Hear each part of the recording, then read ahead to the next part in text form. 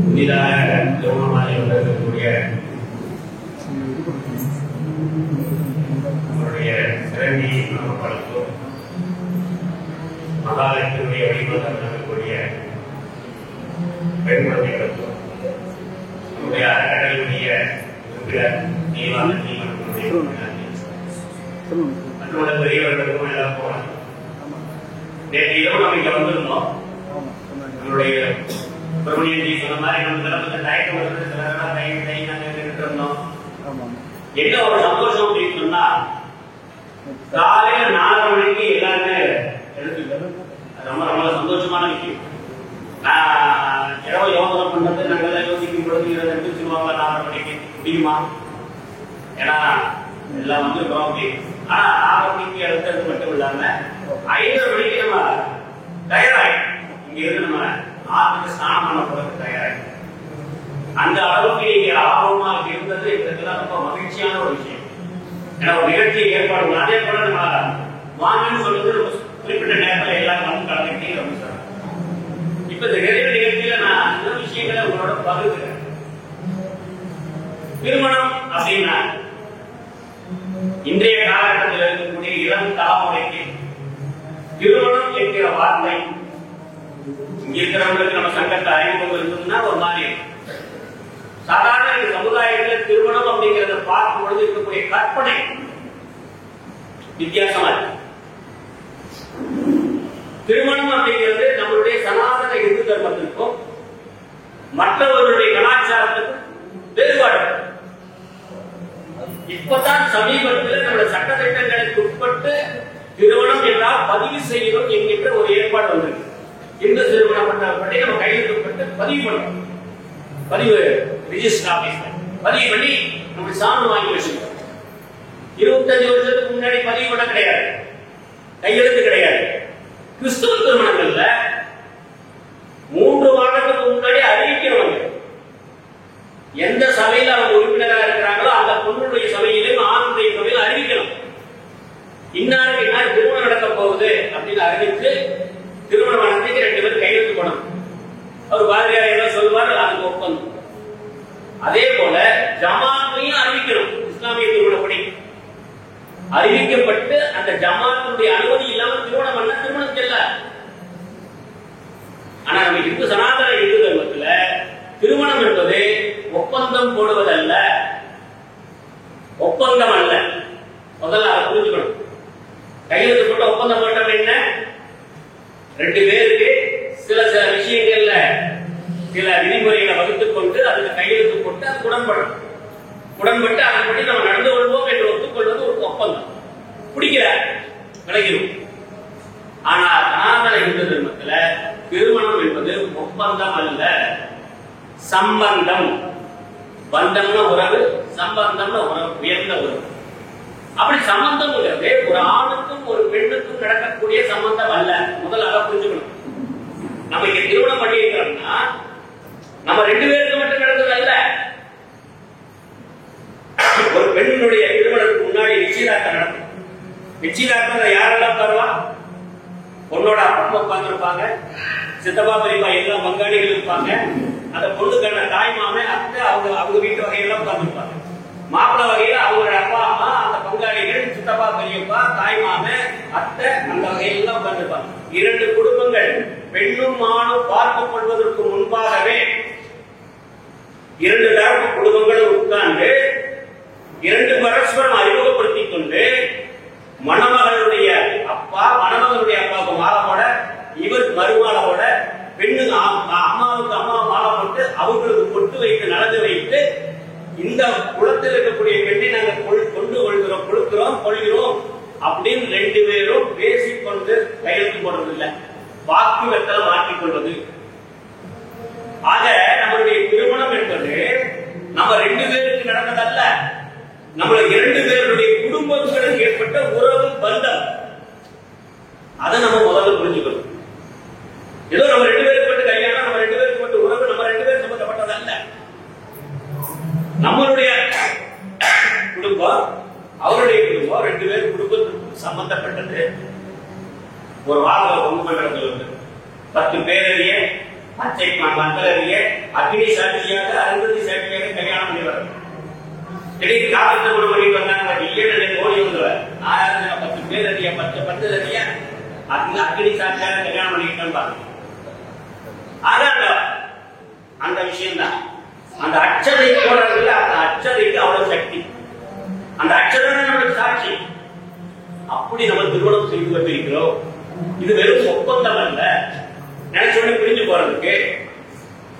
ஒண்ணு. இரண்டாவது, திருமணம் என்பது ஏதோ ஒரு நம்மளுடைய இச்சைகளை தீர்த்துக் கொள்வதற்காக ஏற்படுத்தப்பட்ட ஏற்பாடு அல்ல. முதல்ல புரிஞ்சுக்கணும். சனாதன இந்து தர்மத்தில திருமணம் என்பது அவரவர் இச்சை இயற்கிறவர்கள் எல்லா மிருகங்களுக்கு உயிரினங்களுக்கு இருக்கக்கூடிய இச்சையை தீர்த்துக் கொள்வதற்காக உருவாக்கப்பட்டிருக்கக்கூடிய ஏற்பாடு அல்ல. சனாதன இந்து தர்மத்தில் திருமணம் என்பது வம்ச விருத்திக்காக உருவாக்கப்பட்டிருக்கக்கூடிய கலாச்சாரம், ஒரு பண்பு. நம்முடைய பெரியவர்கள் 1000 ஆண்டுகளாக ஆராய்ச்சி பண்ணி அனுபவம் பண்ணி இதில் என்ன நடக்கணும், ஏது செய்யணும், எப்படி இருந்தால் நல்லா இருக்கும், அப்படி நம்முடைய வழிமுறைகளை உருவாக்கி அதன் அடிப்படையிலே இந்த திருமண பந்தத்தை உருவாக்கி கொடுத்திருக்கிறாங்க. இப்ப வந்துட்டோம், சேர்த்துட்டோம். இது வெறுமனே ஒரு ஆணுடைய பெண்ணுடைய உடல் சார்ந்த விஷயம் அல்ல, ஆத்மார்த்தமான விஷயம். முதல்ல அதை புரிஞ்சுக்கணும். நம்ம திருமணம் பண்ணி இருக்கிறோம்னா இது நம்ம ஏற்பாடு. என்ன சொல்லுவாங்க? திருமணம் என்பது 1000 காலத்து பையன். 1000 காலத்து பையன் என்ன அடையாளம் சொல்லுவோம்? 27 தலைமுறைக்கு நம்ம கொடுக்கிறோம். சாதம் கொடுக்கும் போது வீட்டில் பெரியவங்க 27 தலைமுறைக்கு கொடுப்பாங்க. நமக்கு நம்மளுடைய 24 தலைமுறைகளுக்கு நம்மளுக்கு கொடுப்பாங்க. முன்னாடி 27 தலைமுறை, பின்னாடி 27 தலைமுறை, 54 தலைமுறை. 54 தலைமுறை. ஒரு தலைமுறைக்கு குறைந்தபட்சம் 20 வருடம். அப்ப எவ்வளவு ஆச்சு? 54 தலைமுறைக்கு 20 வருஷம், 1440 வருஷம். நமக்கு முன்னாடி 27 தலைமுறை, பின்னாடி 27 தலைமுறை ஒட்டு வரக்கூடிய நம்மளுடைய உறவுகளை, கலாச்சாரத்தை, பண்பாட்டை, பாரம்பரியத்தை தொடர்ந்து கொண்டு செல்லக்கூடிய ஏற்பாடு திருமணம். அதனாலதான் திருமணத்தை 1000 காலத்து பயிர் என்று சொன்னார். அப்ப நம்ம அதை எப்படி பார்க்கணும்? நம்மளுடைய வாழ்க்கையை எப்படி அமைச்சுக்கணும்? என்ன இருக்கணும்? நம்மளுடைய வாழ்க்கை சந்தோஷமா போகணும். கடந்த காலத்தில் 60-70 ஆண்டுகளுக்கு முன்னாடி திருமணம் எப்படி நடக்கும்? இன்னைக்கு திருமணம் கேட்ட இதை பார்த்தா சராசரியா நம்மளுடைய வயது, பெண்களுடைய வயது 23-24. 20 வயசுக்கு திருமணம் யாராவது இருக்கீங்களா? இங்க இருக்கிறது 20 வயசுக்கு கீழே, 20 வயசுக்கு கீழே திருமணம் இல்ல. எல்லாம் 23-24 வயசுல திருமணம். ஆனா 60-70 வருஷத்துக்கு முன்னாடி 14-15 வருடத்துக்கு திருமணம். பெண்களுக்கு 14-15 வருடத்துக்கு திருமணம் நடக்கும். இங்க காரியகர்த்தா திருச்சி அந்த புதுசுல வீட்டுக்கு பார்க்கணும். அந்த அம்மா என்ன தம்பி பொறுப்பில்லாமே இருக்கிறேன், எனக்கு 17 வயசு ஆயிடுச்சு, எனக்கு 17 வயசுல 3 குழந்தை. எப்படி இருக்கும்? கல்யாணம் ஆகி 13 வயசுல கல்யாணம் பண்ணி வச்சாங்க, 17 வயசுல 3 குழந்தை.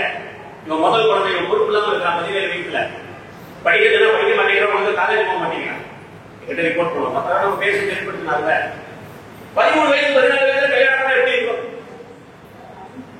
கொடுமை இல்லை. இன்னைக்கு சொல்றாங்க மைனர் பண்ணி கல்யாணம் பண்ண சரியா சொல்றாங்க. எப்படி கல்யாணம் முன்னோர்கள் எப்படி பண்ணாங்க? 14 வயசு 15 வயசுல குழந்தைகளை இப்ப நம்ம வீட்டுல எப்படி நடத்துறாங்க? அந்த நிலையில தான் நடத்துவாங்க. ஆனா 10 வருடம் கழித்து, ஒரு 25 வருடம் 30 வருடம் கழித்து அந்த பெண்ணுடைய சொல்லுக்கு அந்த குடும்பமே கட்டுப்படுது. 15 வயசுல கல்யாணம் பண்ணிட்டு வரும், 10 வருஷத்துல அந்த பொண்ணோட சொல்லுக்கு அந்த குடும்பமே கட்டுப்படும். ஏன்? அந்த சின்ன வயசுல அந்த குடும்பத்தில் இருக்கக்கூடிய உறவுகள் என்ன, செயல்பாடுகள் என்ன, ஒவ்வொன்றும் அக்குவே நானே வேலையா தெரியும், எல்லாம் தெரியும், உறவுகள் அத்தனையும் தெரியும். அம்மா இருக்காங்க கேட்டீங்கன்னா தெரியும், அவங்களுக்கு எப்ப கல்யாணம் ஆச்சு. எனக்கு தெரிஞ்சவர்கள் இருக்காங்க, 6 குழந்தை, 15 ஏக்கர் விவசாயம். எனக்கு உறவு, அவரு கேரளாவுக்கு பசுமாட்டு வியாபாரத்துக்கு போயிட்டு வருவார், கவனிக்க மாட்டார். ஆனா இந்த அம்மா 15 ஏக்கர் விவசாயத்தை பார்த்து குழந்தைகளை படிக்க வச்சு எல்லாத்தையும் பட்டதாரி ஆக்கி எல்லாருடைய திருமணத்தையும் நடத்தக்கூடிய அளவுக்கு அவங்களுக்கு ஒரு சிறப்பான ஒரு ஏற்பாடு. எப்படி? பெண்களுடைய ஆளுமை திறன் 15 வயது பயிற்சி எடுக்க ஆரம்பித்து 30 வயசு ஆகும் பொழுது ஒரு குடும்பத்தையே சரியாக வழி நடத்தக்கூடிய ஆற்றல் பெற்றவர்களாக மாறிவிடுகிறார். ஏன்? கஷ்டப்பட தயாராகிறார்கள். முதல்ல சொல்லுங்க, பெண்கள் கஷ்டப்பட தயாராயிட்டா ஆளுமை திறன் தாராளம். ராணுவத்துக்கு போறோம், ராணுவ பயிற்சி எவ்வளவு கஷ்டம், காவல்துறை பயிற்சி போறாங்க எவ்வளவு கஷ்டம், அந்த பயிற்சி கொடுக்கக்கூடிய அந்த தண்டனை, அந்த பேச்சு, அதெல்லாம் கேட்டோம் வேலையா வேண்டாம் போறாங்க. அவ்வளவை சகிச்சுட்டு வரும் பொழுதுதான் அந்த நிர்வாகத்தை ஏற்படும். அப்போ பெண்கள் கஷ்டப்பட தயாராக ஒண்ணு, நம்ம குடும்பம் நல்லா நடக்கும், நமக்குள்ள பரஸ்பரம் அன்பு இருக்கணும். பரஸ்பரம் அன்பு எதற்காக சொல்லணும்? இது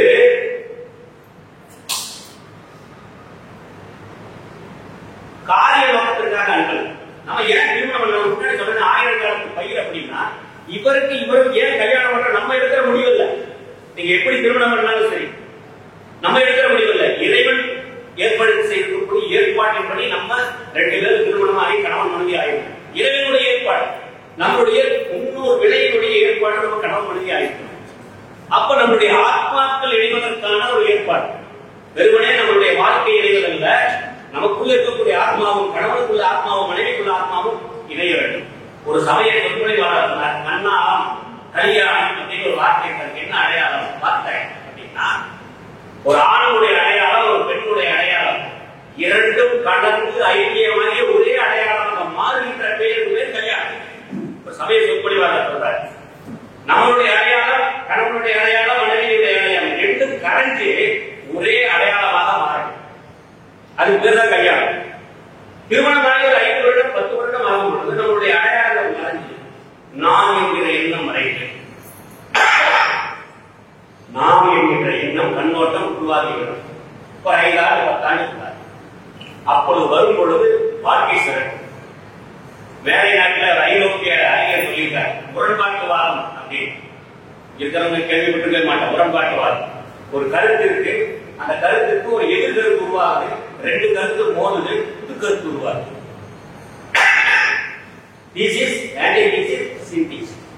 இது மேலை நாட்டுக்கு நம்மளுடைய கண்ணோட்டத்துல எவ்வளவு நல்ல கருத்து இருக்கலாம், 2 கருத்தும் இணைந்து புதியதொன்று உருவாகுது, மோதி உருவாகுது. மேலை நாட்டு கண்ணோட்டத்துல மோதல், நம்மளுடைய கண்ணோட்டத்துல இணைந்து செய்யறது. அப்போ ஆணும் பெண்ணும் 2 ஆத்மாக்கள் ஒரே ஆத்மாவாக உணர்ந்து ஒன்றாக இணைந்து ஒன்றாக கடந்து வாழ்க்கையை கொண்டு செல்லணும். அப்படி வரணும்னா பரஸ்பரம் அன்பு இருக்கணும். அந்த பரஸ்பரம் அன்புங்கிறது எதனால வருவாரு? நம்ம ஆன்மாக்கள் இருப்பாரு. அந்த அன்பு இருக்கும்போது என்ன ஆகுனா, ஒருவருக்கு ஒருவர் மரியாதை உருவாகும், பரஸ்பரம் மரியாதை உருவாகும். பரஸ்பரம் அன்பு இருந்தால் பரஸ்பரம் மரியாதை உருவாகும். பரஸ்பர மரியாதை எதனால வருது? குடும்பத்துல எல்லாருக்கிட்ட பரஸ்பர மரியாதை இருக்கணும். உதாரணம், நம்ம மனைவியுடைய அப்பா அம்மா நம்ம வீட்டுக்கு வர்றாங்கன்னு வைக்கலாம், அந்த பொண்ணோட மாமனார் மாமியார் அந்த சம்பந்தி அம்மாவை சம்பந்தரை கூப்பிட்டு நல்ல மரியாதையை கௌரவமா நடத்திட்டாங்க வைங்க. நல்ல கௌரவமா மரியாதை வாங்க உட்கார்ந்து அப்படி இப்படி நடத்திட்டாங்க வைங்க. அந்த மருமகள் தன்னுடைய மாமனார் மாமியார் அது மாதிரி மரியாதை. ஏன்? நமக்கு எது மரியாதைக்கு சின்னமாக நம்ம அப்பா அம்மா வரும்போது அவங்க கொடுக்குறாங்க மரியாதை அப்படிங்கும் பொழுது அவர்கள் மீது மரியாதை நமக்கு கூடும். அவர்களை அவமானப்படுத்தி விட்டால் இவர்கள் மாமனார் வீட்டில் அந்த மருமகன் சரியான முறையில் வாழ்ந்துக்க மாட்டார். அப்ப என்ன செய்யணும்? நம்ம வீட்டில் வரக்கூடிய நம்மளுடைய அப்பா அம்மாவுக்கு சரியான மரியாதை கிடைக்கிறதா அதை கவனிக்கணும். நம்மளுடைய கணவன் இருக்கணும், நம்மளுடைய மாமனார் மாமியார் வரும் பொழுது நம்ம அப்பா அம்மா சரியான மரியாதை கொடுக்கணும்.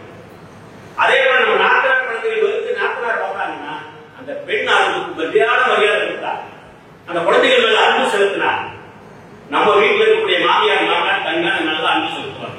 ஏன்னா அவங்க மரியாதை அவங்களோட உயிர், அவங்களுடைய கௌரவச்சின், அவங்களுக்கு மரியாதைக்குரிய இடம் அந்த குழந்தைகள். அந்த குழந்தைகள் ஒரு பெண்ணு மரியாதை அன்பு சாப்பிடும் பொழுது அந்த மருமகள் மேல மாமியாருக்கு சாதாரண அன்பு. ஆக பரஸ்பரம் அன்பு, பரஸ்பர மரியாதை அது இருக்கும்போது பரஸ்பர நம்பிக்கை. பரஸ்பர நம்பிக்கை இருக்குதுன்னா எந்த வேலை ஒத்துழைப்பு கிடைக்கும். ஆக பரஸ்பர நம்பிக்கையும் ஒத்துழைப்பு வேணும்னா நம்ம பரஸ்பரம் அன்பை உருவாக்கி கொள்ள வேண்டும். அதனால நம்ம வாழ்க்கையில் வரக்கூடிய பிரச்சனைகள், பல பிரச்சனைகள் வரும், எதிர்கொள்ளும். அப்படி ஒரு விளையாட்டு விளையாடணும் இல்லையா? பல கருத்துக்கள் சொல்லுவாங்க, ஒரு பக்கம் சொல்லிட்டு போயிட்டே இருப்பாங்க. அந்த கருத்துக்களை எல்லாம் எடுத்துக்கூடாது. பிரச்சனைகள் எங்க வருது? கணவன் மனைவிகளையோ வீட்டிலேயே பிரச்சனை வருது. யதார்த்தம் என்ன இருக்கிறதோ அதை நாம் எப்படி புரிந்து கொள்கிறோமோ அதற்குள்ள இடைவெளி தான் பிரச்சனை. ஒரு யதார்த்தமா நடந்திருக்கும், அதை நாம எப்படி புரிஞ்சுக்கிறோம்? ஒரு செயல் நிகழ்வு நடக்கிறது, அந்த நிகழ்வை நம்ம எப்படி பார்க்கிறோம், எப்படி புரிந்து கொள்கிறோம்? அந்த புரிதல், யதார்த்தத்துக்கும் புரிதலுக்கும் உள்ள இடைவெளி தான் பிரச்சனை. அந்த இடைவெளி குறைய குறைய பிரச்சனை குறையும்.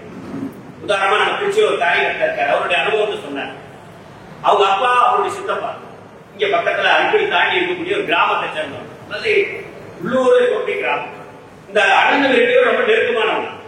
அண்ணன் எந்த காரியத்தை முடிவு பண்ணே இந்த மாதிரி முடிவு பண்ண இந்த மாதிரி செய்யலாம் இருக்கிற என்ன சொல்றாரு, பண்ணலாமா பண்ணக்கூடாது, உன்னோட யோசனை அண்ணன் தம்பியை கேட்பாரு. தம்பி ஒரு காரியம் பண்ண, அண்ணன் நான் இந்த மாதிரி பண்ணணும்னு என்ன பண்ணாரு தம்பியை கேட்பாரு. இப்படி ரெண்டு பேரும் இணைந்துதான் ஒரு முடிவு எடுப்பாங்க. திடீர்னு அவங்க சித்தப்பா, காரியகர்த்தாவோட சித்தப்பா அவங்க அப்பாவோட பேச மாட்டேங்கிறார். மூஞ்சி திரும்பிடுவாரு. இவர் என்ன கேட்டா மூஞ்சி அப்படின்பாரு. இவரு உங்க அப்பா ரொம்ப நாள் பார்த்தாரு. திடீர்னு ஒரு 4 மாதம் கழிச்சு ரொம்ப நாள் கொடுக்க முடியல. வா, என்னடா பிரச்சனை, ஏன் பேச மாட்டேன் சொல்ற, என்ன பிரச்சனை, ஏன் இப்ப பேச மாட்டேங்கிறேன்? நீ அன்னைக்கு வரும்போது காய் குடிச்சு பேச மாட்டேன். காய் குடிச்சு போனேன், எப்படா காய் குடிச்சேன்? அன்னைக்கு நான் அந்த இடத்துல வந்து நீ இந்த இடத்துல வந்து இந்த இடத்துல காய் குடிச்சேன். எப்படா நான் காய் குடிச்சேன்? முடிக்கிறேன். என்னன்னா அவர் ஏதோ என்னை மாதிரி காய் குடிச்சிருக்காரு, அவர் அங்க வந்து இவர் சொல்லவே போயிட்டாரு. அந்த நிகழ்வை அவர் தம்பி பார்த்தது, நான் வரும்போது என்னை பார்த்து காரி குடிச்சு, அப்ப நான் அவ்வளவு கேவலமா போயிட்டேன். இந்த மாதிரி சம்பவங்கள் தான் குடும்பங்களுக்குள்ளார கணவன் மனைவியா இருக்கட்டும், மற்ற உறவுகளுக்குள்ளே பிரச்சனை. அப்ப ஒரு நிகழ்வு நடக்குதுன்னா அந்த நிகழ்வுடைய ஆழம் என்ன, காரணம் என்ன, அதை அறிந்து கொள்ள தயாராக, அதை அறிந்து கொண்டு போனோம்னா இருக்காது. இன்னொன்னு அதை டீ பேசினார்ல, இந்த தேனியில் ஒரு ஆணவெல்லாம் முடியும். அந்த தேனியில் ஒரு ஆணவம் தான் கொஞ்சம் கொலை வருது, அது இது கேட்கறது. இன்னும் சிலருக்கெல்லாம் திருமண நிச்சயமான உடனே செல்போன் கையில் இருக்கு, டெய்லி எத்தனை மணி நேரம் பேசியிருப்போம், பண்ணி பாருங்க, பேசிக்கிட்டே இருப்போம். பெட்ஷீட்டை போதிக்கிட்டு பேசுவோம், போகும்போது பேசுவோம், வரும்போது பேசுவோம், பேசிக்கிட்டே இருக்கோமா இல்லையா? இல்லையா? யாரும் பேசாத இருக்கமா? நாங்க எங்க காலத்துல பெட்ஷீட் இருக்கோம் கிடையாது.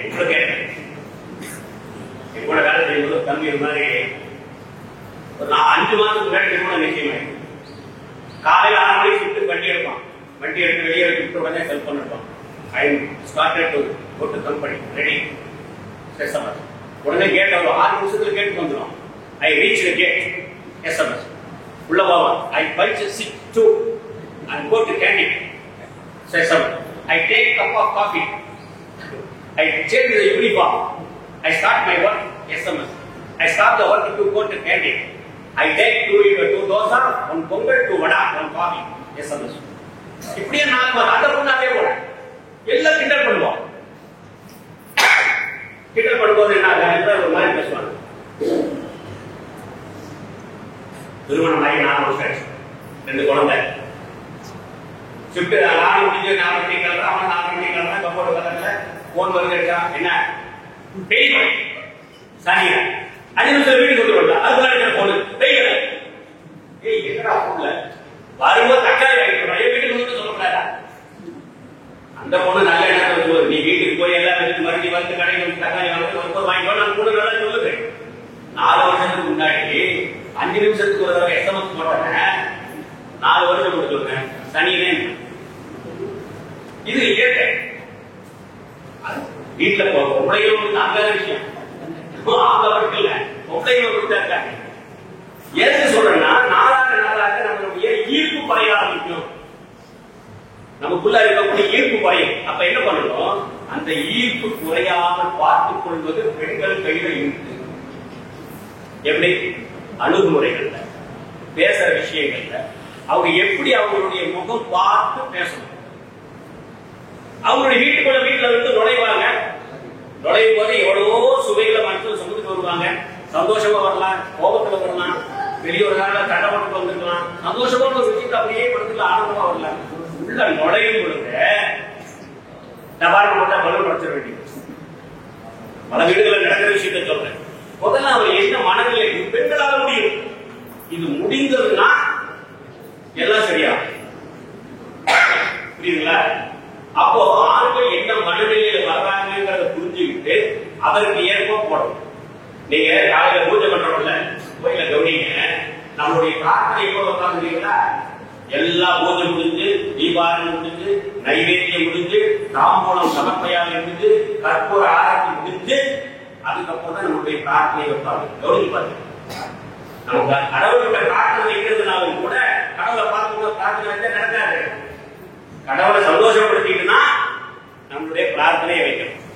அதே போலதான் நம்மளுடைய கோரிக்கை யார், கணவன் மனைவி கிட்ட இருக்காது, மனைவி கணவன் கிட்ட இருக்காது சரி, அவருடைய மனநிலை அறிந்து, அவங்களுடைய சிந்தனை அறிந்து, அவருடைய பாவனை அறிந்து அதற்கு ஏற்ப அழுவணும். அப்ப நம்ம குடும்பத்துல பிரச்சனை வராது.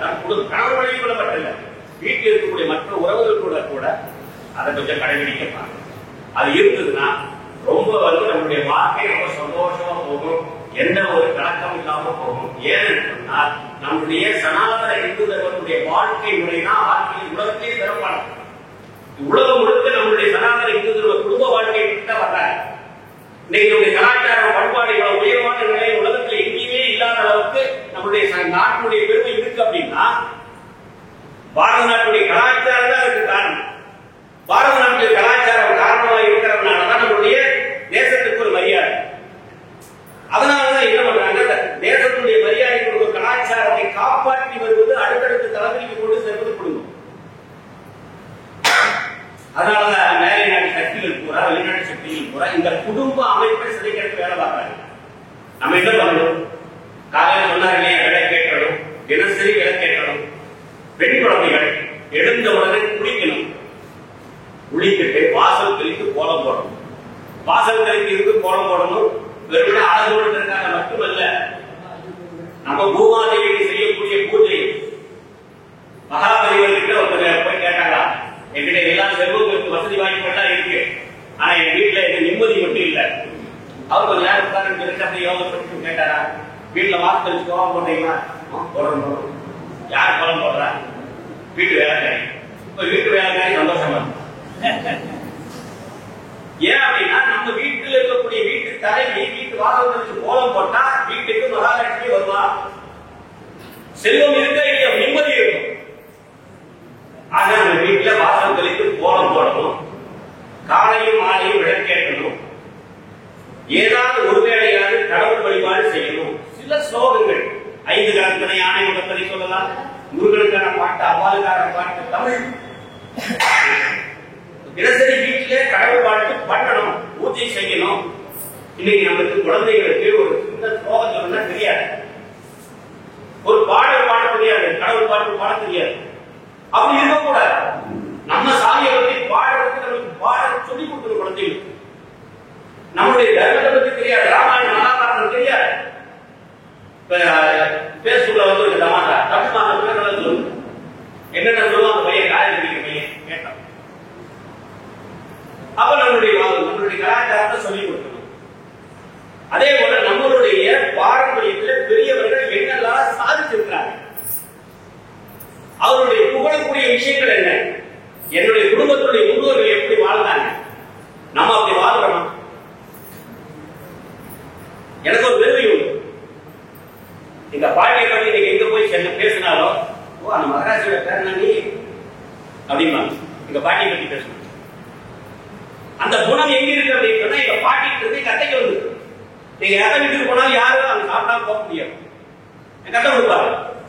என் வீட்டுக்கார நான் கூட சமைச்சு வந்து என்ன வந்தவங்களுக்கு ஏதோ பண்ணி கொடுத்துட்டு இருப்பாங்க.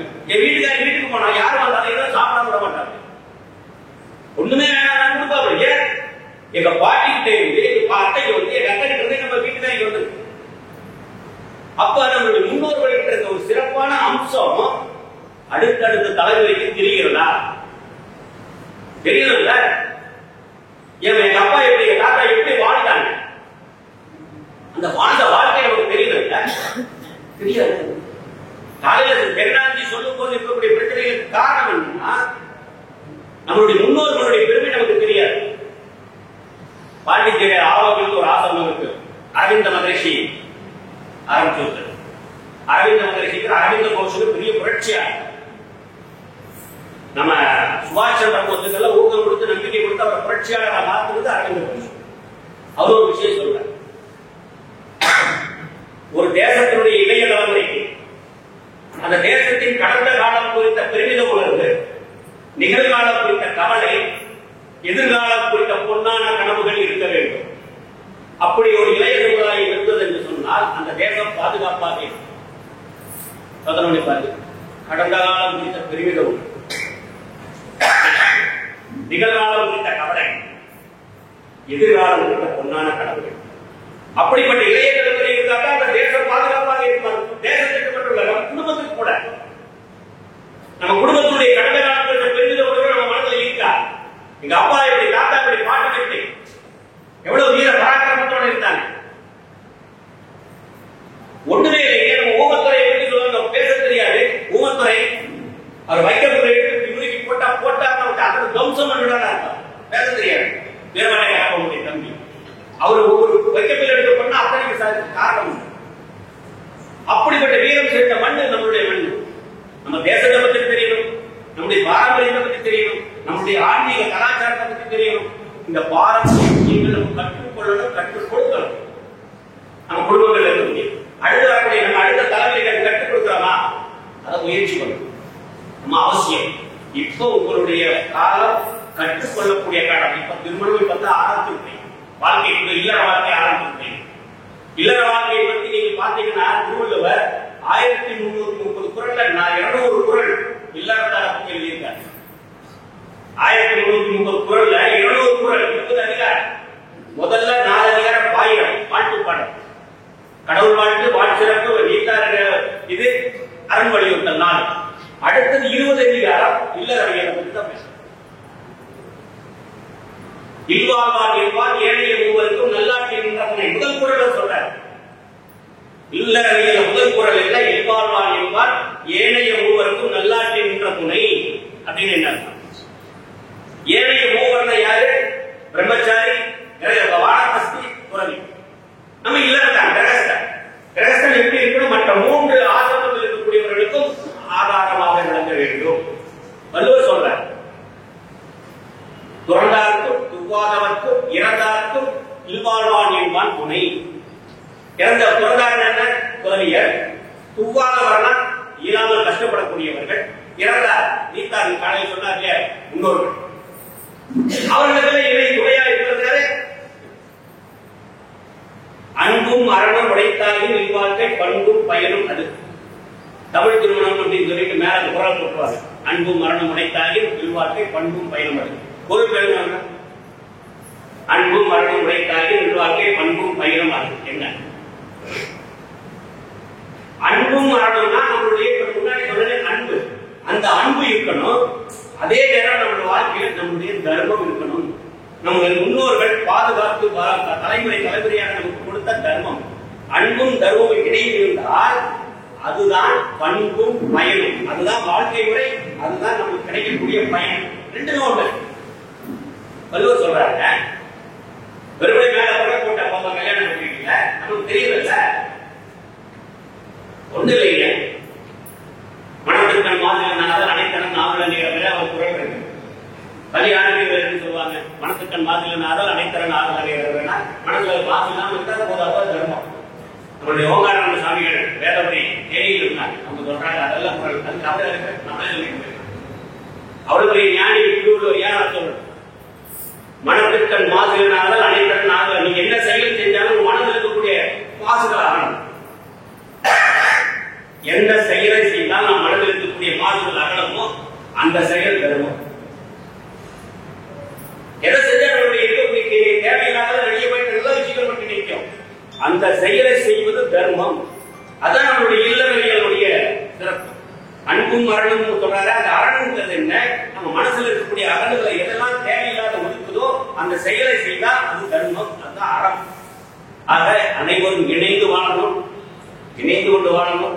வரக்கூடிய பிரச்சனைகளை எதிர்கொள்ளணும். முன்னாடி சொன்ன மாதிரி நிகழ்வுகள் ஒன்று நடக்கும், அதை புரிதல் ஒன்று இருக்கும். குடும்பத்தில் முதல்ல அதை எப்படி பார்த்து நம்மளுடைய ஆளுமை திறனை வளர்த்துக் கொள்ள வேண்டும்.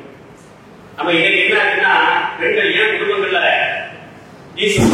கேரளாவில் நிறைய விவாகரத்து நிறைய நடந்துகிட்டு இருக்கு. அம்மா மட்டும் இருக்காங்க, அப்பா மட்டும் இருக்காங்க, கணவன் இல்லை, கணவனும் இல்லை, மனைவி இல்லை. அம்மா இருக்காங்க, அப்பா இருக்காங்க, கணவனும் இல்லை, மனைவி இல்லை. ஏன் விவாகரத்து? ஏன் விவாகரத்து நடக்குது? புரிதல் குறைவாக இருக்கிற காரணத்தினால, உணர்ச்சிகளுக்கு முதல்ல கடை கொடுக்கிறதுனால. நம்மளுடைய இலங்கை இளைஞருக்கு ஒரு பெரிய ஆன்மீக பேச்சாளர் கேள்விப்பட்டிருக்கேன். அவர் நிகழ்ச்சியில சொன்னார், ஏன் பிரச்சனை வருது? எல்லாருக்கும் இயல்பு, அந்த இயல்பை புரிந்து கொண்டால் பிரச்சனை வராது. என்ன? ஆண்களுடைய இயல்பு எங்கிருந்து செயல்படும்னா மனதிலிருந்து செயல்படும், அறிவிலிருந்து செயல்படும். ஆண்களுடைய செயல்பாடு எங்க தோணும்னா மூளையிலிருந்து செயல்படும். பெண்களுடைய செயல்பாடு மனதிலிருந்து செயல்படும். ஆண்களுக்கு முதல்ல வேலை செய்யறது அறிவு, பெண்களுக்கு முதல்ல வேலை செய்யறது உணர்ச்சி. அப்ப அறிவு பெண்களுக்கு இல்லையா, ஆண்களுக்கு உணர்ச்சி இல்லையா? இருக்கு. முதல்ல எது வரும்? ஃபர்ஸ்ட் போட்டோம்னா எது முதல்ல அப்படின்னா ஆண்கள் கிட்ட அறிவு வெளியே வரும். அறிவு மூலமாக தான் சிந்திப்பார். பெண்கள் உணர்ச்சி மூலமா சிந்திப்பார் முதல்ல, அதுக்கப்புறம் தான் அதெல்லாம். உதாரணத்துக்கு வீட்டுல போகல சமையல் ஆயிட்டு இருக்கும், வீட்டுக்காரங்க சமையல் முடிஞ்சிருச்சா அப்படின்னு ஒரு கேள்வி கேட்டா பதில் எப்படி வரும்? சொல்லுங்க, சமையல் முடிஞ்சிருச்சா அப்படின்னா என்ன பதில்?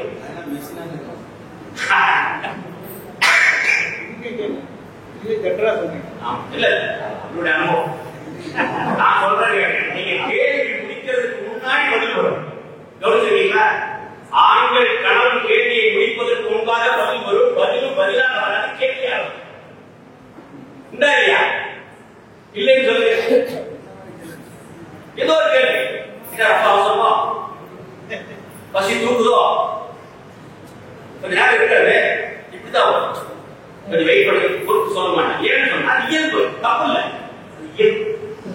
ஆனா ஆண்கள் கிட்ட கேட்டாங்க, எங்க போலாமா? ஒரு 15 செகண்ட் நான் கேட்டுட்டே இருக்கேன், கொஞ்சம் பேசாம இருக்கிறது காரணம் இல்லையா? அடுத்த கேள்வி வரும், உண்டா இல்லையா? ஏன்னா ஆண்கள் ஒரு விஷயம் சொல்லிட்டாங்க, இதுக்கான தேவைகள் என்ன ஏது எல்லாம் செய்யலாமா வேண்டாமா, இதுக்கு பதில் சொன்னா என்ன ரியாக்ஷன் வரும்?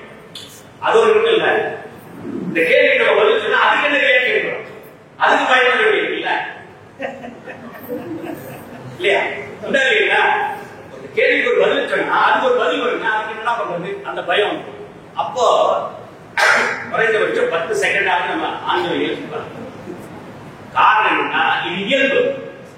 இயற்கையிலேயே நம்மளுடைய மனதில் இருக்கக்கூடிய விரைவில் இருக்கக்கூடிய இல்ல, இது மாறி பெண்கள் யோசிச்சு பதில் சொல்ல ஆரம்பிச்சிட்டாங்கன்னா அந்த பெண்கள் பக்குவப்பட்டு விட்டார்கள் என்ற அர்த்தம். நீங்க பெண்களுக்கு கேள்வி கேட்டுட்டு அந்த கேள்விக்கு ஒரு 10 செகண்ட் யோசனை பண்ணி பதில் சொன்னாங்கன்னா பெண்கள் பக்குவப்பட்டுக்கிறாங்க, அவங்களுடைய ஆளுமை திறன் அதிகமா இருக்கு. அம்மா பாட்டிமார் கிட்ட கேள்வி கேட்டு உடனே பதில் சொல்ல மாட்டாங்க, யோசனை பண்ணி பதில் சொல்லுவாங்க. அப்ப ஆளுமை திறன் அதிகமாகும் போது பக்குவப்படுகின்ற பொழுது யோசனை பண்ணி பதில் சொல்லுவாங்க. ஆனா ஆண்கள் கடவுளுக்கு பதில் சொல்றாங்கன்னா தன்னிலை இழந்திருக்கார்கள்.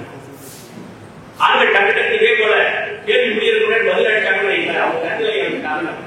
அப்ப பெண்கள் யோசனை பண்ணி பதில் சொல்லுவாங்க. இந்த பிரச்சனை வராமல் இருக்குன்னா ஆண்கள் மாதிரி ஆயிட்டாங்க. நம்மால் கொஞ்சம் ஏதோ மேல ஏறிச்சு அப்புறம் பேசிட்டு விட்டுறோம். இதெல்லாம் ஒரு கூச்சம். ஏன்னா நம்ம குடும்பத்துல எப்படி இருக்கணும் அப்படின்னு புதுசா கல்யாணம் அதுல வரும்போது எல்லாம் உட்கார்ந்து அவங்க ஜோடி பசங்க கிட்ட பண்ணிக்கிட்டே இருக்காங்க. அவருக்கு காமெடி காமெடியா பேசுவாங்க. அவன் கல்யாணம் ஆகி முடிச்சு ஒரு 2-3 மாசத்துல அந்த ஒண்ணு கிட்ட வைப்பாங்க. புதுமாப்பிள்ளை கிட்ட பண்ணுவாங்க. அப்படியே பார்த்துட்டே இருந்தாங்க, சிரிச்சுட்டே இருந்தாங்க. மாமனார் வீட்டுக்கு போனேன். ஆமா, என்னடா சாப்பாடு? நண்டு சூப்பு, மீன் வறுவல், சிக்கன், இது மட்டன் குழம்பு, 4 யார் சமைச்சா? மாமியாரா? நல்லா சூப்பரா. மாமியார பாராட்டியாரா? நல்லா சமைக்க மாட்டாங்க. மாமியார பாராட்டணும்ல. அது எப்படி நான் மாமியார பாராட்டுறது? என்ன சொன்னேன்? பாராட்டுறது நேரா பாராட்டக்கூடாதா? வீட்டுக்காரி பக்கத்துல, ஏய் வா அம்மா தான் நம்ம சமையல் கற்றுக் கொடுத்தாங்க. இந்த மாதிரி ஒரு நாளுக்கு 4 மாதத்துல சமைச்சு கொடுக்கே. அம்மா கிட்ட சமையல் கத்துக்கிற இந்த மாதிரி சமைக்க தெரியல, மாமியார் யாருக்கு கொடுக்குற மாதிரி சொல்லிட்டே வச்சுக்க. பொண்டாட்டி திட்டணும், மாமியார் யாருக்கு கொடுக்குற மாதிரி பொண்டாட்டி திட்டணும். நீ திட்டியே வாரத்துக்கு 2 நாள் மாமியார் வீட்டுக்கு கறிக்குழம்பு வீட்டுக்கு வருவார் அப்படின்னு ஒரு வாரம் சொல்றாங்க. சொன்னீங்கன்னு வாரம் 2 நாள் 3 நாள் மாமனாருக்கு பாவக்கு திட்டி கொடுத்து அனுப்பிச்சுட்றாங்க மாமியார். புரியுதுங்களா? எந்த ஒரு நல்ல காரியத்தையும் பாராட்டுகிறவங்களுக்கு அதுக்கு மரியாதை கூடியும் வாய்ப்புள்ள தம்பி. நம்ம கூட பெருசா நீங்க திருச்சி போனோம்னா நம்ம கூட பெருசா பேச மாட்டாங்க. ஒரு நாள் ஒரு கேம்ப்ல பாரதவாசா திருப்பதி எழுச்சி பாடினார். பதிகம் பாடம் அம்மா அருமையா பாடினார். நல்லா பாடினப்பா பதிகம் கேட்கிற மாதிரி இந்த கண்ணில் தண்ணி கலங்கி பாரதமாதா திருப்பதி எழுச்சி இப்படி எல்லாம் பாடி என் இதுல வரதராஜன் கைவடி இப்படிலாம் பாடி கேட்டிருக்கிறேன். ஆனா இப்படி பாடி நான் கேட்டதில்ல பாடினேன். அதுக்கப்புறம் இது வரைக்கும் அவன் எப்போ பார்த்தாலும் நம்ம எல்லாம் முடியாது. அந்த பாராட்டுன்றது அவசியம். ஆணா இருந்தாலும் பெண்ணா இருந்து இதெல்லாம் வாழ்க்கையில சில சூட்சமங்கள். அதே போல புதுமண தம்பதிகள் இருக்கீங்க. ஒரு சேரத்து தம்பி புதுசா கல்யாணம் ஆகி ஒரு 2 மாசம் ஆச்சு. வந்தாங்க, என்னப்பா கல்யாண வாழ்க்கையில எப்படி போயிட்டு இருக்கு? அது ஏசா கேட்கறீங்க. அவங்க கொஞ்ச நாள் 1 மாசம் அவங்க அத்தை வந்து துணைக்கு இருந்தாங்க. அவங்க வீடோ அதெல்லாம் வந்து இருந்தாங்க. அவங்க சமைச்சு போட்டாங்க. நான் நிறைய சாப்பிட்டேன்னா இப்போ சமைச்சு போட்டு சாப்பிடுறது இல்லையா, முறையா சாப்பிடணும், வீட்டு ஒரே குழம்புல இருக்கீங்க. அவங்க சாப்பிடும்போது எப்படிப்பா சாப்பிடுவேன்? நான் உட்காந்து சாப்பிட்டு இருப்பேன். அவங்க அத்தை சமைப்பாங்க, என் வீட்டுக்காரி கொண்டு பரிமாறிட்டு இருப்பேன். நான் சாப்பிட்டு இருப்பேன். கணக்கு தெரியாது, சாப்பிட்டு வந்துடுவேன். இப்ப எப்படி சாப்பிடுங்க? இப்ப 2 பேரும் நல்லா சமைச்சு எடுத்து வச்சுட்டு 2 பேரும் ஒன்னா போட்டுட்டு ஒன்னா உட்காந்து சாப்பிடணும். அப்படி சாப்பிட்டா இப்படிதான். கல்யாணம் ஆன புதுசுல கொஞ்ச நாளைக்கு கணவன் சாப்பிட்டு இருக்கும்போது மனைவி பரிமாறிக்கிட்டே இருக்கணும். மனைவியினுடைய வாயை பார்த்து கொண்டே கணவன் சாப்பிடணும். தட்டை பார்த்து சாப்பிடுவார். தட்டை பார்த்து சாப்பிட்டா மன திருப்தி வயிறு திருப்தியா சாப்பிட முடியாது. வாயை பார்த்துட்டே பார்க்கணும். அவ்வளவு ருசியா சிரிக்க சிரிக்க பேசிக்கிட்டே சாப்பிடணும். அது இப்படி கைக்கு தெரியாம வச்சுக்கிட்டே இருக்கணும். அவர் சாப்பிட்டுட்டே இருப்பாரு. அவன் 10 நாள் கழிச்சு வந்து சொல்றான், அங்கே நல்ல ஐடியா இருக்கு, இதெல்லாம் எனக்கு தெரியாதுங்க. இதே போல நிறைய அனுபவங்கள் இருக்கு. குழந்தை அவங்க திருமணம் பண்ணிட்டு வந்து அவங்க படுற பாடு இருக்கு. அவர் கேட்பா எப்பப்பா கல்யாணம் கேட்பான். ஒரு 3 பேர் வந்தான். ஏன்னா கல்யாணம் பண்ணிட்டு வந்து சொல்லியே கேட்டீங்கல்ல, கல்யாணம் பண்ணிட்டா பொண்டாட்டி சமாளிக்கிறது எப்படி சொல்லி கொடுத்தீங்களான்னு கேட்டேன். ஏன்டாங்க 3 மாசம் தான் இருக்கு, முடியலைன்னா 3 மாசத்துக்கு என்ன 30 வருஷத்துக்கு மேல கேட்டா நான் எப்படி இருப்பாரு, யோசனை முடிப்பாரு அப்படின்னு. இதெல்லாம் நான் சொன்னேன். அதுக்கப்புறம் சொன்ன விஷயங்கள் எல்லாம் சொன்னேன். எல்லாம் இருக்குண்டா குடும்பத்துல இதெல்லாம் இகட்டா இருக்கும், பெண்கள் எல்லாம் இப்படித்தான் இருப்பாங்க இருங்க அப்படின்னு சொன்னேன். அவன் சொல்றான் 3 பேர் 1, 1:30, 2 மணி வரைக்கும் ராத்திரி பட்டி நடத்தான். என் வீட்டுக்காரி எப்படியாவது இப்படி எப்படி சமாளிக்கணும் தெரியல. ஒரு போகும்போது கேட்டு சொன்னா நான் ஒன்றும் பண்ண மாட்டேன். போவோம் ஒயிட் ஷாப்புக்கு போவேன், போட்டு வாங்கிட்டு வர வச்சு ஊத்துவேன். அதுக்கப்புறம் அடங்கிடுவாங்க. இவன் இருக்கிறது அப்புறம் நீ வேற என்ன பண்ண விட்டு 1 டம்ளர் கொண்டு பக்கத்துல வச்சுட்டான். எனக்கு ஊத்துக்கிறான், நான் இதோ பண்ணுவேன். இப்படி எல்லாம் குடும்பத்தில் நடக்குது. அதனால போதையில நமக்கு வழிகாட்டலைங்க. என்னன்னா நான் முன்னாடி சொன்ன மாதிரி பிரச்சனை நிகழ்வு யதார்த்தங்களை புரிந்து கொண்டு நம் கணவன் மனைவி ஒன்றாக இணைந்து வாழ்வது எப்படி அப்படின்னு யோசிக்கணும். முதல்ல புரிஞ்சுக்கிட்டே இது ஏதோ ஒரு வேறுடல் வேறு இல்லை, நம்மளுடைய ஆத்மாவுடைய ஒரு பகுதி. மனைவிங்கிறது நம்முடைய ஆத்மாவுடைய ஒரு பகுதி, கணவன் என்கிறது நம்முடைய ஆத்மாவுடைய ஒரு பகுதி. நாம கணவனுக்கு செய்யக்கூடிய மனைவிக்கு செய்யக்கூடிய எல்லாம் நமக்குள்ள இருக்கக்கூடிய ஆத்மாவுக்கு செய்யக்கூடிய விஷயங்களாக நினைத்து இருவரும் ஒன்றாக இணைந்து பயணிக்கும் பொழுது வாழ்க்கை சிறப்பாக இருக்கும். சரிதானே? அதனால நம்ம வாழ்க்கையில புதிதாக வாழ்க்கையை கொண்டிருக்கிற 1 வருஷத்துக்குள்ளார போக போக நிறைய அனுபவங்கள் வரும். அனுபவங்களை பகிர்ந்து கொள்ளுங்கள். தினசரி விளக்கேற்றுங்கள். 1. 2வது நமக்கு ஒரு சில நட்பு குடும்பங்கள் இருக்கு. நட்பு குடும்பங்கள் அதுக்கு வந்து சங்கத்துல குடும்ப மித்திர அப்படின்னு சொல்றோம். ஒரு குடும்பம்னா 5 குடும்பம் 10 குடும்பம் சேர்த்து இருக்கும். அவர்கள் வாரத்துக்கு ஒரு முறை சந்திக்கணும், சத்சங்கம் நடக்கும். நம்ம வாழ்க்கையில் நடக்கக்கூடிய நல்ல விஷயங்களை பகிர்ந்துக்கணும். நம்ம பார்த்த கேட்ட படித்த நல்ல விஷயங்களை பகிர்ந்துக்கணும். அரசியல், திரைப்படம், தொலைக்காட்சி இது இருக்கக்கூடாது.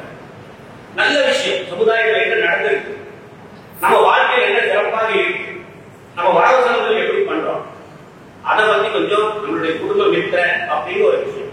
2வது நீங்க 2 பேர் மட்டும் தனியா இருந்தாலும் சரி, நம்மளுடைய கூட்டு குடும்பமா இருந்தாலும் சரி, வாரத்துக்கு ஒரு முறை குடும்ப பைட்டங்கள். குடும்ப பைட்டங்கள் என்ன? நம்ம எல்லாம் உட்கார்ந்த குடும்பத்துல ஒரு 10 நிமிஷம் கடவுள் வாழ்த்து பாடணும், 10% பார்த்த நல்ல விஷயங்களை நம்ம பகிர்ந்துக்கணும். பகிர்ந்துட்டு வரவு செலவு விஷயங்களை டிஸ்கஸ் பண்ணணும். எதெல்லாம் தேவையான விஷயங்கள் செலவு பண்ணிருக்கோம், எதெல்லாம் தேவையில்லாத விஷயங்கள் செலவு பண்ணிருக்கோம். வரவு செலவு விஷயங்களை நீங்க பேசுறீங்களால ஒரு 3 மாதம் பகிர்ந்து பண்ணினீங்கன்னா உங்களுடைய வாழ்க்கையுடைய நிறைய செலவுகள் தேவையில்லாத செலவுகள் நிச்சயமாகும். அதை உட்காரும் பொழுது எதிர்கால காலத்துக்கு திட்டமிடுவது எப்படி? குறுகிய கால திட்டம், நீண்ட கால திட்டம்.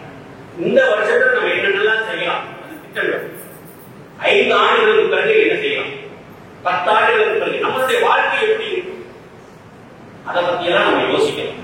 வெறுமனே வாழ்ந்தோம் வந்தோம் போனோம், ஆத்துல வந்து மணல் சொல்றது போகாம ஒரு வருஷம் கழிச்சு முடியும் போது நம்ம வாழ்க்கை என்ன லெவல் இருக்கும், 5 வருடம் கழிக்கும் போது நம்ம என்ன லெவல் இருக்கும், 10 வருடங்களுக்கு நம்மளுடைய வாழ்க்கை எப்படி இருக்கு, அது வீடு மனை வாகனம் அப்படி இருக்கலாம். அறிவியல் விஷயத்துல, தார்மீக விஷயத்துல, நம்முடைய உறவுகள் விஷயத்துல எந்த அளவுக்கு இருக்கும், இது எல்லாம் கூட நம்ம திட்டமிடும். அதோடு நம்மளுடைய உறவுகள் யாராக இருக்காங்களோ அந்த உறவுகள் எல்லாம் பொறுத்து தெரியும். மனைவி பக்கத்தில் இருக்கக்கூடிய உறவுகள் கணவனுக்கு எல்லாருக்கும் தெரியும், எல்லா உறவுகளும் தெரியும். கணவன் பக்கத்தில் இருக்கக்கூடிய உறவுகள் எல்லா உறவுகளும் மனைவிக்கு தெரியும். யார் என்ன இருந்தது எல்லாம் தெரியும். அப்படி தெரிந்தது என்று சொன்னால் நம்முடைய குடும்பம் அமைதியாக இருக்கும். பெண்கள் நினைத்தா எல்லா விஷயங்களையும் நம்ம டாமினேட் பண்ண முடியும். நான் ஒரு உதாரணம் சொல்றேன். என் வீட்டுக்காரிக்கு அடுத்த வருஷத்துக்கு உதாரணம் கேட்டுருக்கேன். எனக்கு ஒன்று விட்ட சவால் பிரச்சனை. அவன் வந்து நம்ம என்ன படம் தரிசு சேவல் சண்டைடுவான்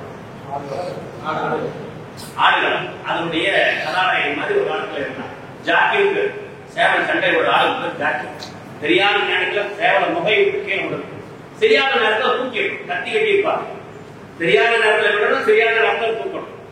அதுல மைத்துன எக்ஸ்பர்ட் பெரியவங்க கொஞ்சம் சட்டப்பட்டு விட்டார்.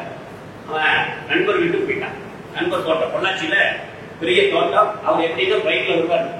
சனிக்கிழமை சாயங்காலம் கோயம்புத்தூர் வருவார். பொள்ளாச்சியில இருந்து ஞாயிற்றுக்கிழமை முழுக்க சேவல் சண்டை எல்லாம் வந்து மஜா வந்து எல்லாம் முடிச்சுட்டு ஞாயிற்றுக்கிழமை நைட்டு போயிடுவார். ஆயிரக்கணக்கில் 25 சொல்லுவோம். 5 சேவல் 25,000 கிட்ட கட்டுவார். 15,000 கொடுத்து சேவல் விலைக்கு ஒன்று வாங்குவார். அப்படி செலவு பண்ணக்கூடிய பெரிய விவசாயி அவர் வீட்டுக்கு போயிட்டார். ஒரு வாரம் கழிச்சு அந்த கேட்டார், என்னப்பா வீட்டுல எதுவும் பிரச்சனையா அப்படின்னு. ஒரு வாரம் கழிச்சு கேட்டார். இப்போ போவோம், மாடு பிடிச்சுக்கிட்டோம், எல்லாம் பண்ணுவோம், விவசாயம் காட்டு வேலை எல்லாம் பண்ணுவோம். ஒரு வாரம் கழிச்சு நண்பர் கேட்டார், என்னப்பா வீட்டுல இருக்க பிரச்சனை? ஆமா, என் வீட்டுல அப்பா திட்டார். ரைட், இன்னும் 1 மாசம் வேணாலும் இங்க இரு, யாரும் ஒன்றும் பேச மாட்டாரு. ஆனா 1 மாசம் ஆகும்போது என் வீட்டுக்காரி என்ன கேட்பா, என்ன உன் பிள்ளைகள் 1 மாசம் இருக்கானே என்ன பிரச்சனை, என் வீட்டுக்கார பார்த்தா கேட்பா, இருந்துக்கும். ஆனா நான் இங்க வர்றதுங்கிறது மட்டும்தான் எனக்கு தெரியும். பைக் புல்லட்ல வர்றேன், பணம் எவ்வளவு வேணாலும் செலவு பண்றேன், அதுதான் உனக்கு தெரியும். என்னுடைய நிலை என்னன்னு கவனிச்சிருக்கியா? என்ன காலையில காய்கறி பொள்ளாச்சி சந்தைக்கு காய்கறி ஏற்றி வண்டி போகும்.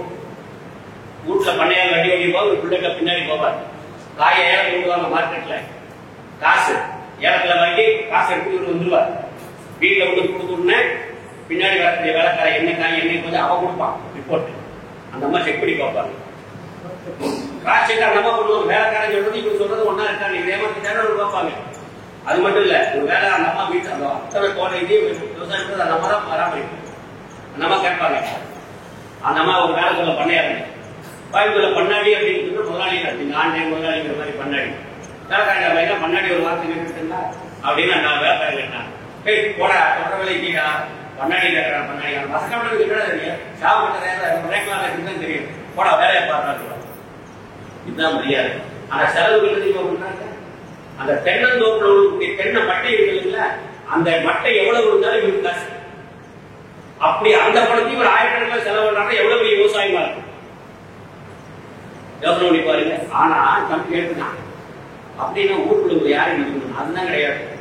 ஊர்ல இருந்து யாராவது வந்தாங்கன்னா வரும்பொழுது எனக்கு கவுண்டர் இல்லையாட்டு வருவாங்க. அவர் வெளியே போயிருக்காரு, சரிம்மா வந்தா சொல்லிடு அப்படின்னு. அதுல இல்ல, கவுண்டர் வந்தா சொல்லுங்க, அப்பதான் நடக்குது. நீ சொன்ன முடிவெடுக்கிறதா கவுண்டர், அதெல்லாம் கிடையாது. கவுண்டர் கேட்காம நான் எதுவும் முடிவெடுக்க மாட்டேன். இல்லை, இவங்க அண்ணன் தம்பி வருவாங்க, ஏதாவது அழைப்பு கொடுக்குறதுக்கு. நம்ம மாப்பிள்ளை இல்லையா, சரி வந்த சொல்லிடு அப்படின்னு. கிளம்பி மாப்பிள்ளை வந்தா சொல்லிடுப்பா, மாப்பிள்ளை கிட்ட சொல்லாம நான் வரமாட்டேன், அவர் இல்லாம நான் வரமாட்டேன்னு. கணவனையும் விட்டு கொடுக்க மாட்டாங்க வீட்டுல சொந்தத்துக்குள்ளார. ஆனா அத்தனை நிர்வாகம் பண்ணாங்க. இதுதான் பெண்மையினுடைய ஆளுமை. பொங்கு மண்டலத்தில் எங்க போனாலும் சரி, விவசாய குடும்பமா இருக்கட்டும், வியாபார குடும்பமா இருக்கட்டும், அந்த பெண்கள் வந்து அவ்வளவு கரூர் சங்கச்சாரர்களுடைய குடும்பத்தை போய் பாருங்க. குடும்பத்தில் அந்த வியாபாரங்களுடைய அத்தனை பிசினஸ் அத்தனை பார்த்தா நம்ம தான் பாக்குறாங்க. இவரு மேல் நிர்வாகம் மட்டும்தான். நிறைய குடும்பங்கள் இருக்கு அந்த மாதிரி இருக்கக்கூடிய குழந்தைகள் எல்லாம், பெண் குழந்தைகள் உங்களுடைய ஆளுமை திறனை வளர்த்துக் கொள்ள வேண்டும். அதற்கு கணவன்மார்கள் சுதந்திரம் கொடுக்கணும், அனுமதி கொடுக்கணும், அதற்கான பக்கபலமாக இருக்கணும். ஆளுமையை வளர்த்து உங்களுடைய குடும்பத்தை முன்னெடுத்து செல்வது பெண் குழந்தைகள் கையில தான் இருக்கு. அதற்காக முயற்சி பண்ணுங்க, எல்லாம் பண்ணுங்க. இறைவனுடைய அனுக்கிரகம் உங்களுக்கு இருக்கட்டும். நாயகி நான்கு நாராயணி கைகளில் வந்த தாயை சாபவி சங்கரி சாமலை சாதி வச்சு வாயகி மாலினி வாராயி சுருதி மாதவி என்ற ஆயகி ஆதிமுறையால் சரணம் அருணமுகி அன்னை அபிராமி நமக்கெல்லாம் அருள்மொழி